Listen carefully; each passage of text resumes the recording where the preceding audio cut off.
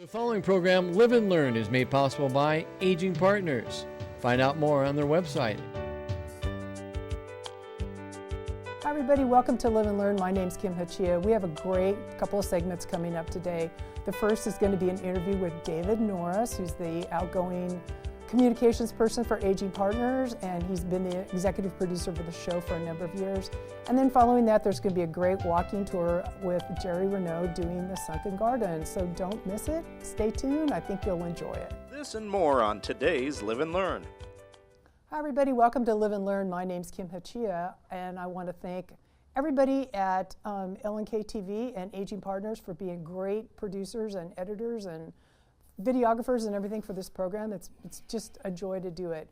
I am privileged today to interview David Norris, who is technically my boss, as the executive producer for Live and Learn, and he is soon to be the retired communications officer for Aging Partners. So we dragged Dave into the studio. He didn't really want to do this, but anyway, we're going to talk to Dave about his work with Aging Partners, his work with Live and Learn and Living Well magazine and all those things. So Dave, thanks for agreeing to be the guest today. You drive a hard bargain. Thank you for having me, Kim. Yeah. So how long did you work for Aging Partners and how long did you work for the city? You know, how did that all shake out? Well, it was just shy of 10 years with Aging Partners. Before that, I worked in the mayor's office for just shy of 16 years. So wow. Total is just shy of 26 years. Wow, congratulations. Well, thank you. And as a communications person, people don't know what that means. What basically do you do as a communications person? You know, really,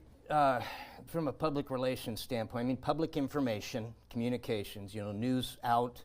We work with city communications to do all the news dissemination as far as Aging Partners is concerned.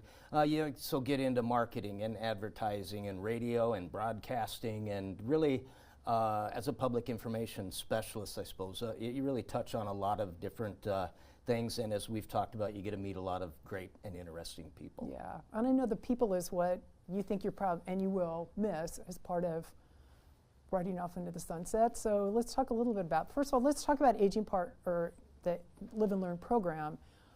Sure. You know, it was going when you started, and then let's talk about, you and I figured out we've done almost 500 segments in the 10 years that you've been involved with it, and you know, talk a little bit about that and how, you know, maybe behind the scenes of how we get going and everything. Well, Live and Learn was going, I'm just after the turn of the century, I believe. You know, we record this in Bill Luxford's studio. Bill was a great friend, the late, great Bill Luxford. Passed away, it's probably been 8 or 9 years now. But this was Bill's favorite show. He had a lot of fun doing it. Bill was one of the people who I learned, it's like, you know, you better have a little bit of fun and some enjoyment out of what you're doing, or else it's probably not worth doing. Yeah. But you're right, just shy of 500 segments that we were thinking that we've cut over the years. And, you know, the volunteer co-hosts that we have, you guys, I always thought that we really put a lot on you. I mean, you came up with the story ideas. We did some vetting on it, but you come up with the script, and it's just a great undertaking that you and our other co-hosts, and I gotta name them, but it's Kim Hachia and Jerry Renaud, Bill Ainsley, Doug Jose, Barb Tyler, and I know I'm probably going to forget somebody, and if I do, we'll go back and mention them before you. But and some of the past that we've had too. I mean, you look at the Hall of Famers that have been in this studio, and you go back. Don Gill was doing this program actually before I started. Obviously, Lita Powell Drake, Tom Johnson. And it was about right after I started here. We needed some more co-hosts. There was just a natural attrition that was going on. So we put out an ad in the Journal Star, or we sent out a news release written in the Journal Star. You responded. Jerry responded. Doug Jose, Bill Ainsley. Don't want to forget Bill. They all responded, and it was quite a recruiting haul. Actually, we got some great hosts who've been doing this for 6, 7, 8, 9 more years than that even.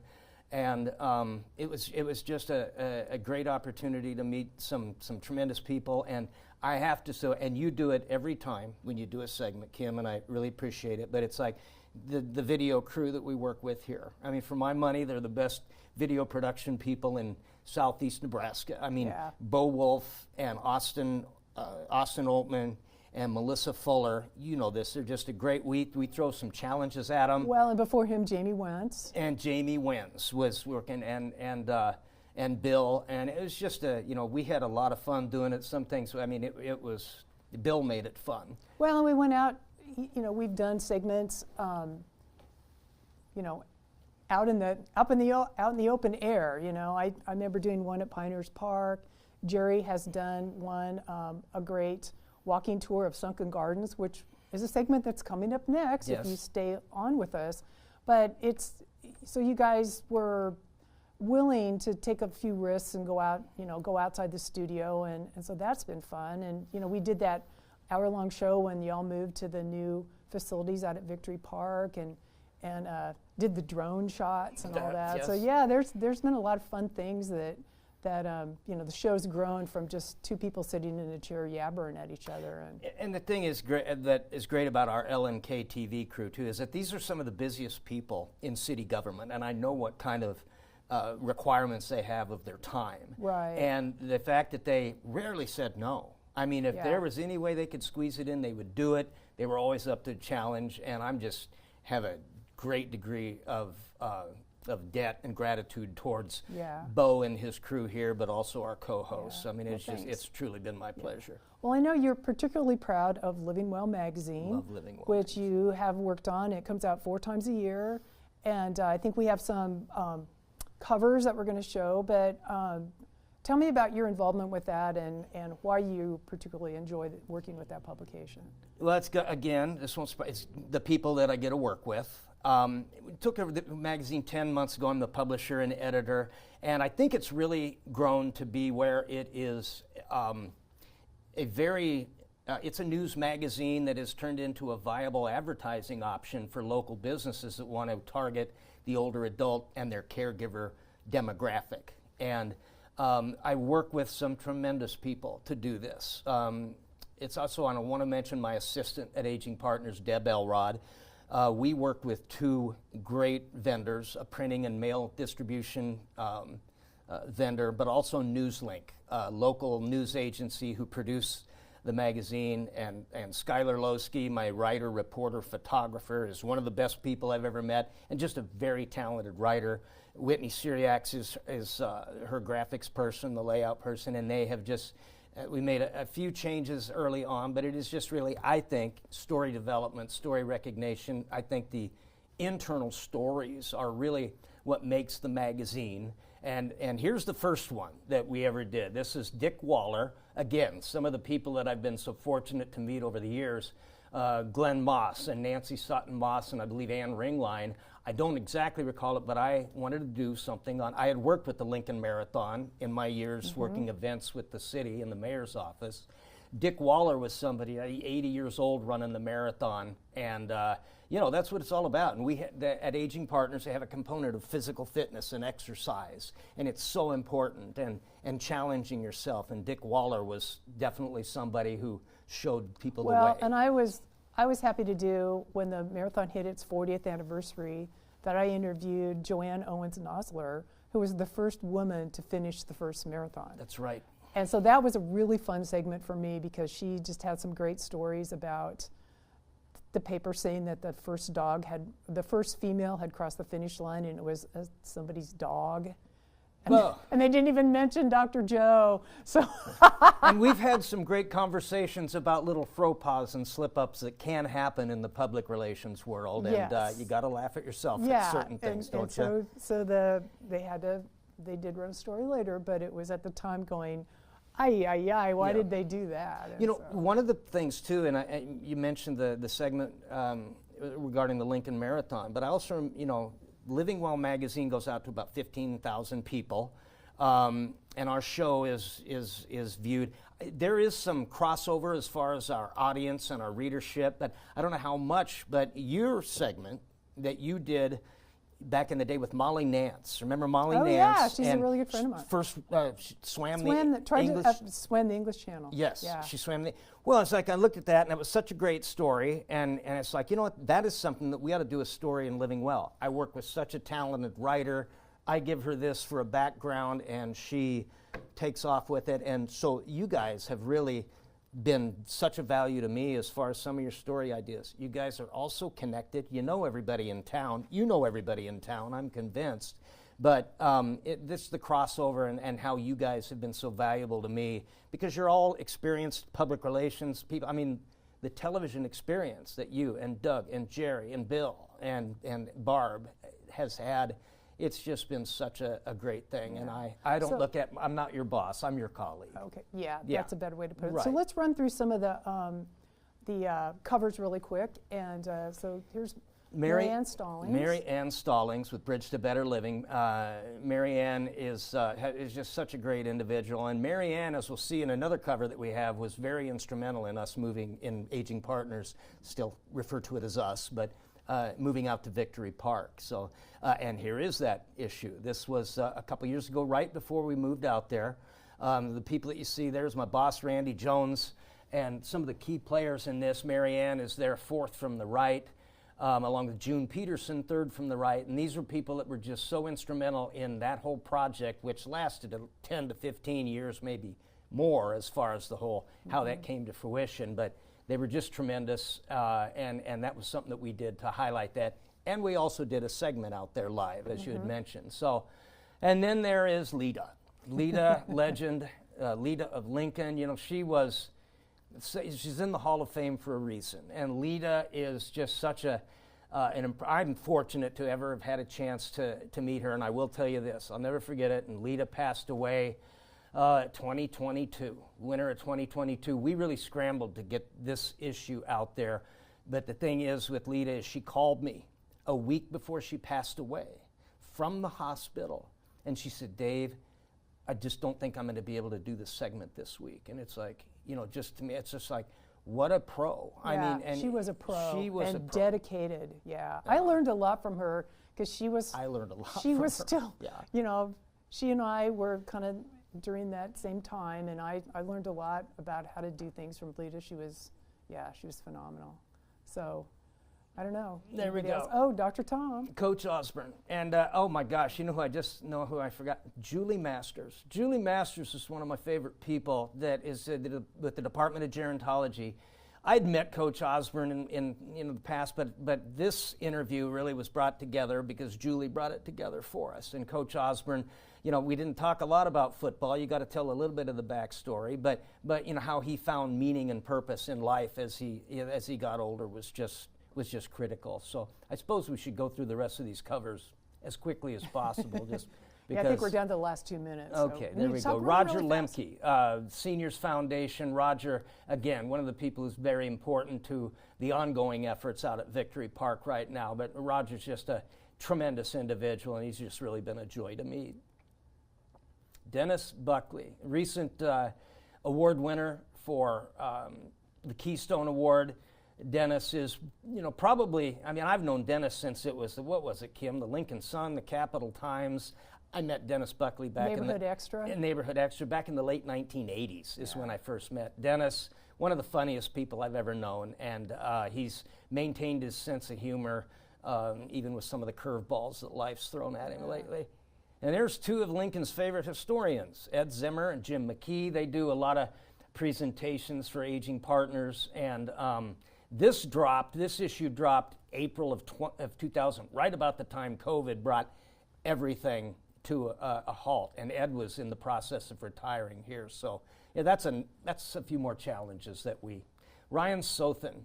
Ryan is the Consumer Education Division of the State Attorney General's office. Ryan is the leading authority, as far as I'm concerned, on scams and frauds against older adults. Ryan's become a good friend and just has a wealth of information that he shares with people about how you protect the good life in Nebraska. Here's one of my favorites, Dale Johnson, and worked with media a lot over the years, so you get to know some of these great folks. But Dale Johnson is somebody who tragically lost his leg in a motorcycle accident, but Dale is such an upbeat and positive person, and I remember him saying on an interview, it wasn't ours, but he said, you know, I didn't know I'd go this long without, you know, before I found out what I was put on this earth to do, and it's to educate people. And here was the last issue that we've released, which was a great thrill. We released this in October. You got to give the people what they want at some point, and older adults, the ones I've met through Aging Partners, are just absolutely bananas about Nebraska volleyball. How can you not be? But John Cook was a great interview for us, and we talked a little bit about volleyball, but it was like, I've retired. How do you challenge yourself? And he just was just a great person to talk about, hey, just because you maybe have retired from something you do, what are your next challenges? And you have to, so John Cook, it was just a pleasure to meet him as well. We're out of time, but I think that was a great ending, because I think through the course of your career, you are going to know how to challenge yourself in the next stage. And so I think you've done a great job. And as for all the hosts and everybody else, thank you so much for the hard work that you've done. Thank you from people, from us, but also people of Lincoln have really benefited, and people value your work, Dave. So thanks. Well, thank you, Kim, and I appreciate that, and I greatly appreciate and value your friendship, and that everybody that we've met and had a chance to work with on Live and Learn. And look, we never even talked about the Cardinals, so. That's right. So anyway, I want to remind everybody that it's never too late to live and learn, and if you stay tuned for the next segment, there's a great walking tour of Sunken Gardens with Jerry Renaud. Thank you. So, I'm playing with the dog, and I get this robocall from the Social Security Administration saying my card had been suspended and I had to call them back immediately. And that's when I remembered a tip from the AARP Fraud Watch Network. Random robocall? This is a Social Security scam. Recognize fraud sooner, Robots. so your money lives longer. The younger you are, the more you need AARP. Hello, everyone, and welcome to Live and Learn. I am your host, Jerry Renaud. We have just an absolutely fantastic program for you today, as we are going to give you a little walking tour of the Sunken Gardens here in Lincoln, Nebraska. And who better to give us the tour are the Public Gardens District Supervisor, Zach Hawley, I hope I am saying that right, and the Lincoln City horticulturalist, Mike Fallon. That's correct. Gentlemen, thank you so much for being here. Absolutely. I wanted to start here in front of this map because this is the concept of the enchanted oceans of what you were trying to come up with. And you can just see it so well. Take us through a little bit of that, one of you, to show what we're going to see as we take this walking tour. Yeah, so kind of as we come up with the themes and the designs every year, we try to shift. So last year we had sunrises, sunsets, brought in some really bright reds, oranges, yellows. So this year we kind of wanted to shift that, bring in some of those cooler colors, those blues, purples, a lot of whites, because we didn't use a lot of that last year. So once we kind of came up with the theme of Enchanted Oceans, I go online, print a bunch of photos, and then we start drawing. We have overhead maps of the entire garden here, bed by bed, and then we kind of just draw and color and kind of play that way. Couple of really cool things to mention this year. We had an island, so there are palm trees surrounded by a white and pink mix, and that's got kind of the waves crashing upon it. I have another island over here with palm trees, that same white and bluish purple waves coming out. We have a crab on the top tier. Yeah, that is very cool. West of the falls, that came out really well, and then right below him you can see an orca that we had put in, which was something really interesting we tried, because you don't really see black used in a lot of gardens, so we were able to kind of pull those colors out. Some other interesting aspects of the design, I have a couple starfish over here west of the falls. Not as clear in this photo, but that's kind of part of our garden, is throughout the season some things become clearer, some things grow and take over others. Over here we have basically, it would be a half section of a sea snail. So that has kind of all the interesting parts. We do have one of our staff up in the office. He'll come and fly this drone once or twice a year to kind of give us an image of what we actually put into the ground. It really helps us kind of visualize what we both design and what it looks like. Another thing, I have a starfish, and then over here we've got some coral represented there, and then as we walk through the garden, you'll see a lot of really frilly green stuff. That is elegant feather, eupatorium. So we kind of have that in the garden to represent a seaweed almost. So not only are we designing from above looking down, but with our combined experience, we kind of know what plants are going to look like when we're looking at them. So we try to give the visitor an experience that is wholly unique compared to last year. So it gives people a reason to keep coming back and visiting our gardens. Yeah. Now, Zach, when we sort of walked through this a little earlier, you said the garden is constantly changing. So this was the concept here, but as we walk through, it probably won't look exactly like this anymore. Right. So, as Mike said, the gardens is always changing. It's always evolving. So those design aspects definitely have their time in the sun to say, where they pop, you can see what they are. And as time goes by, we just don't have the staff to maintain and kind of cut those corners to make them perfect. And we just let the garden flow at that time. So a lot of these things are still popping up in the gardens, and some of them are not. But there's always a unique aspect to the garden, just walking through, that our intentions were there for this at one time. I know a lot of the coleus, where these fish designs were in the walks. These are all little fish that were kind of more of a starfish type, or not starfish, but an angelfish drawing. Yeah. And then we have these fish over here. A lot of those took a huge brunt with that windstorm we had. Oh, yeah. So they're a little thin right now. We also have Art in the Garden coming up, so we're stuffing for that.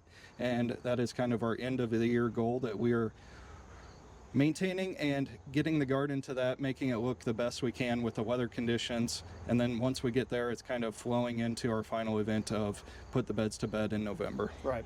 Well, there still are places around that you can still see some of this. Why don't we take a little walk through, and you can tell the folks about some of the really cool places here in the garden. Sounds good. Gentlemen, let's start right here from the beginning. I just always think this is an interesting little place and a starting place, and if you get right in the middle, it has a great echo, which I always think is fun.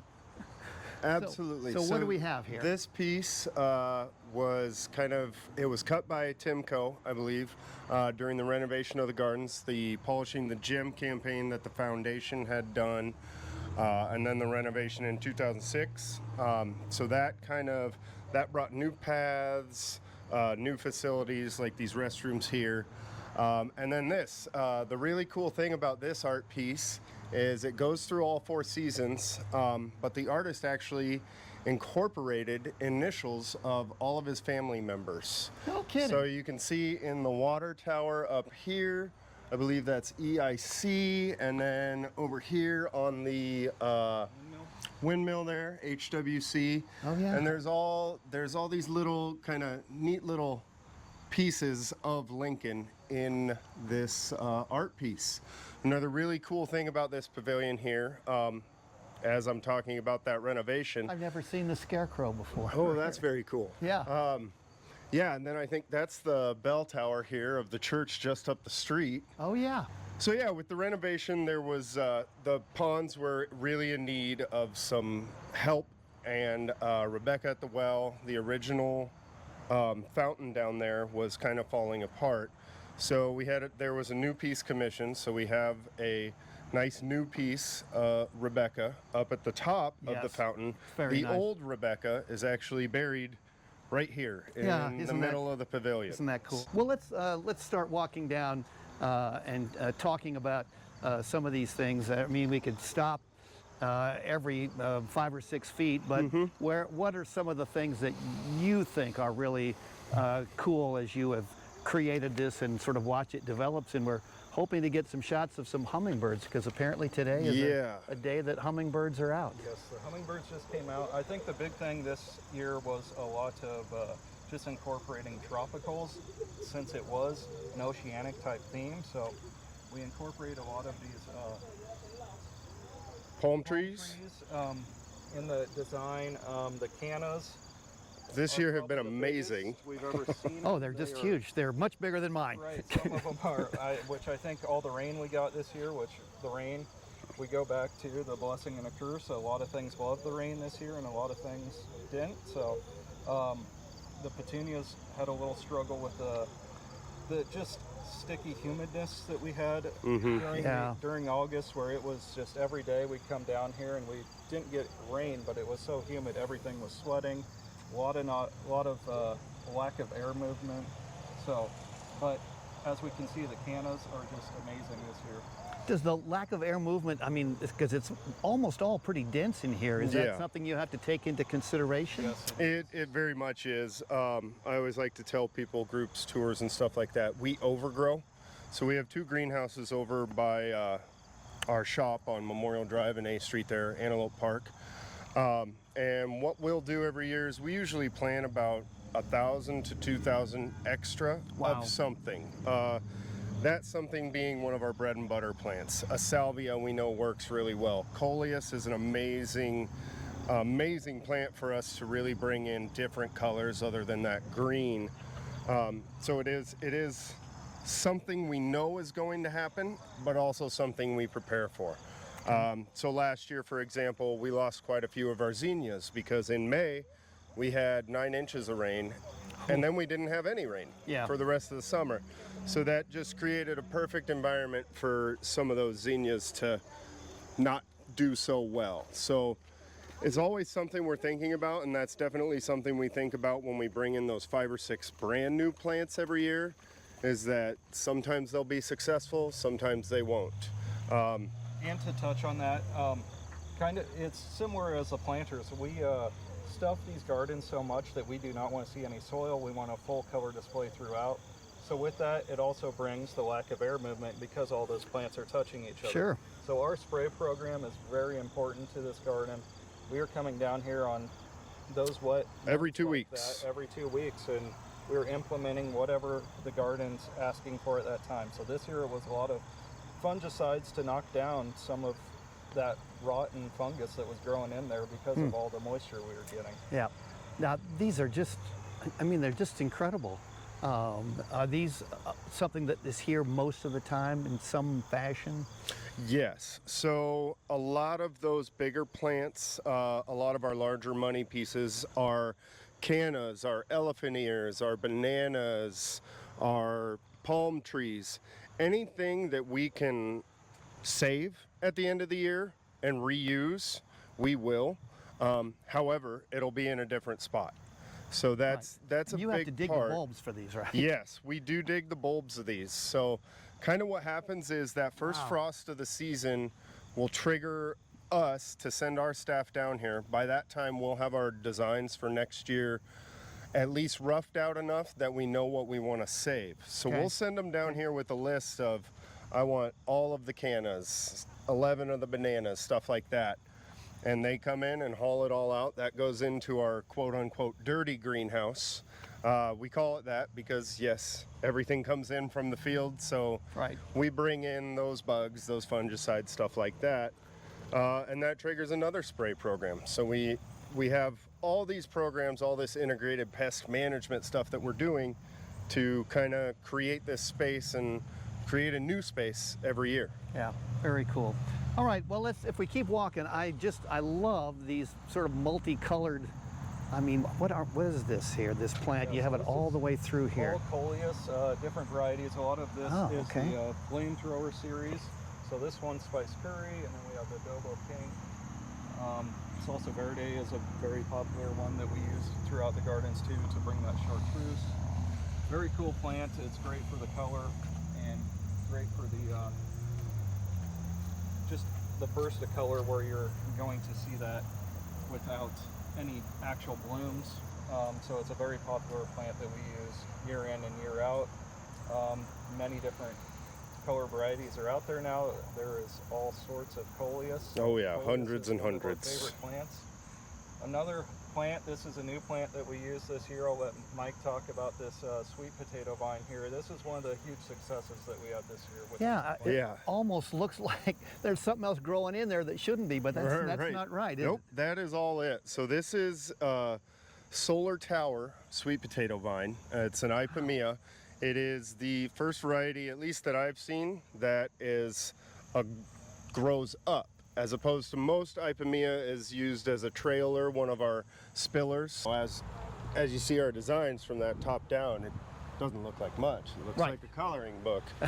Yeah. And then they come and, you know, Maggie comes every spring for that initial planting to help us do that.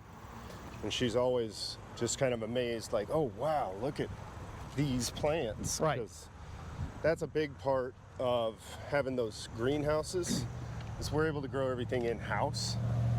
So we're able to kind of control the sizes of things. Right.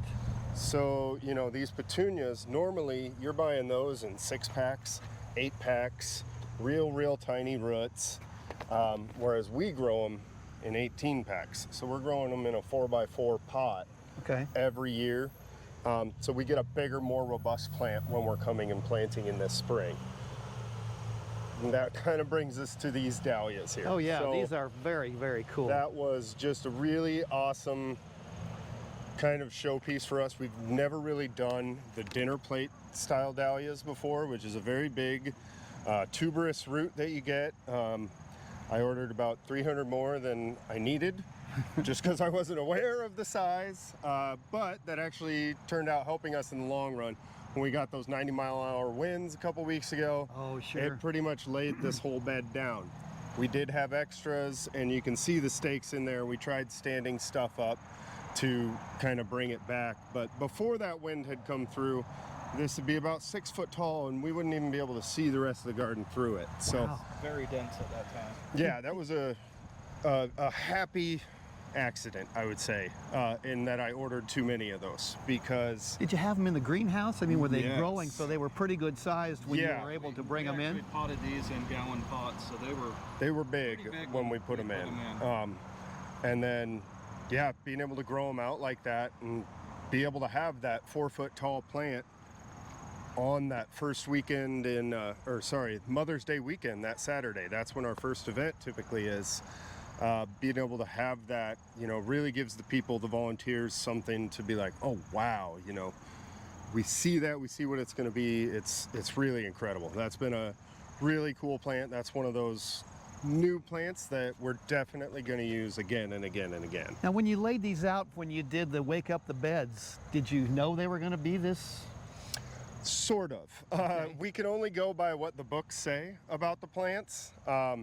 One of the things that my favorite teacher at university always used to say, she said, plants don't read the books. So I don't either. So we do try to create those spaces, not only from the top down view, but from the straight on view, where you can kind of see that depth rising towards the back of the bed. You see this ground cover in front here. We don't have that on the back side because we knew that those were going to get big and kind of create that wall. Right. So that was kind of what we were going for, was that wall of flowers. I have a picture of my daughter next to one of those that's as big as her head. So that was something we were really going for. We like to have those plants in here that are your showstoppers, something Sure. that we know that the public, when they're coming through here, is going to say, what is that plant? Where can I get it? Is most of this full sun plants? Yes. That's what you Yep. want in this particular area? Yeah, most of the stuff we grow down here is full sun. Some of it can go both.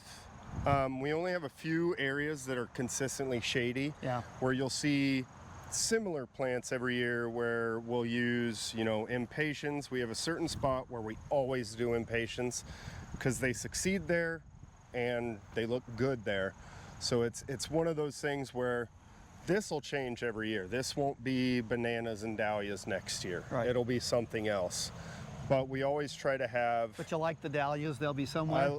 those dahlias will be somewhere, maybe even more prominently featured, as Okay. opposed to just one single bed. But it's something we're constantly thinking about, like, okay, what does the flow through the garden look like as we're walking? You know, does our design make sense? Sure. Does this pond tie in with that pond? And stuff like that we're constantly tweaking and playing with to kind of give the guests that experience, a Yep. new experience every Yep. time. It's a little bit away from the plants, but I love this statue. Can we talk a little bit about this statue? Yeah, so this statue here is inspiration. It is the newest statue to the garden. It is part of a Sechrist donation. representative of Mike Seacrest, who was a big part of the community. Yeah, very. The Seacrest family has been a huge part of Lincoln, so it's great to have it down in the gardens to be a part of Sunken Gardens. Is it the same person that does most of the sculptures in the garden, or is it you pick somebody different all the time? I believe the artist of this piece was, Mary Buckman. So no, that is a different artist. I know a couple of the pieces we have up in the Healing Garden are the same artist. Okay. And it really all kind of depends on the art council, what pieces we get when we get them. Sure. If they're commissioned piece or a donated piece. Yeah, our job is to create the space for that piece. Okay. So that's what we try to do. We try to create something inviting. We used to have a top of pillar down here that people would gather and sit. So that was kind of the idea behind this, was to create a space where people can still gather and sit and then draw inspiration. Sure. Yeah, very cool. Okay, at least one more spot. Let's we better talk about the ponds, because the ponds are very an important part of what people like to see. I mean, they love the fish, and it's just a gorgeous place. Yeah, so Sunken Gardens has what we call North Pond and South Pond. Both ponds, we put in quite the display of lilies. Yeah. So we have water lilies, tropical lilies, lotus. We have these King Tut papyrus here. What else, Mike? Bog lilies. And these things also we take in and out of the greenhouse each year. So in our holding greenhouse, our dirty greenhouse per se. Oh, you can save them? Yeah, we wow, so each okay. of these are in pots minus the hardy lilies. Those are the only things that actually stay in here year round, which your hardy lilies are kind of the bulk of the lily pads that you see out here.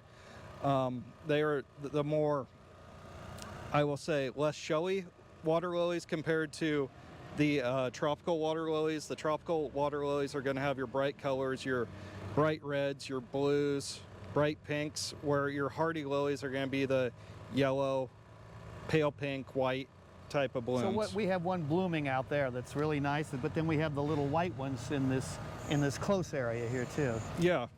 Yeah, so those are both hardy lilies. Okay. Yep, both of those will stay in here year round. I'm not seeing any tropicals right now. I don't in this pond. And the other thing with the tropical lilies, a lot of the tropical lilies are night bloomers. So they're only going to be blooming at night when the sun goes down and the temps drop as well. And I'm guessing that the most asked question is, what happens to the fish in the winter? What do we do with the fish in the winter? The fish stay in here year round. We have the aerators in the pond that you can see going. We have our staff check daily in the winter to make sure that ice stays off in at least one spot of the pond where these aerators are going. We also drop in heaters in the winter in each skimmer box. Okay. So that is also keeping the ice off in an area, and with the aerators going, these fish kind of go into a hibernation mode where they just go to the deepest part of the pond and kind of almost stack themselves until the water temps reach about 50 degrees, where they start becoming active again come springtime. Do they need any food during that time? And during that time, we kind of, going into that, we know that they're going to go into that hibernation mode, so we start feeding them more often. Oh, okay. And it gets them through the winter, and they come out, and usually they're hungry once that temperature hits that degree. Okay, so let's talk about what we have here. This is really a fascinating spot with so many different colors and so many different kinds of plants in here. Absolutely. So in line with our Enchanted Oceans theme, we received a couple of donations of some palm trees last year from some dear friends of the gardens. So we wanted to figure out how can we incorporate those palm trees into this design.